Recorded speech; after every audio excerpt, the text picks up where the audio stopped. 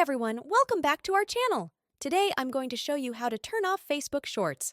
Let's get started. Open your Facebook application on your smart device and check if you are logged in to your account. When you open the Facebook application on the homepage, look for the menu option. It is located in the upper right corner of the screen in the form of 3 lines. Click on it. A new page will open where you will look for the Setting and Privacy option and click on it.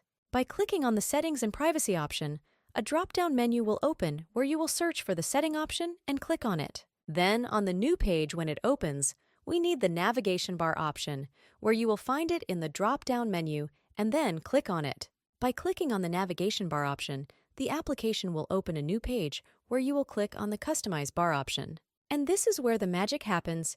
You will see the option that says Video, and then click on it. Select the Hide option, and you will be locked out of Facebook Shorts.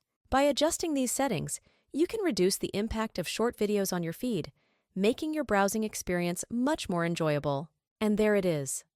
By following these simple steps, you can turn off or reduce the impact of Facebook Shorts. If this guide helped you, give it a thumbs up and don't forget to subscribe to our channel for more tips and tutorials. Thanks for watching and see you in the next video.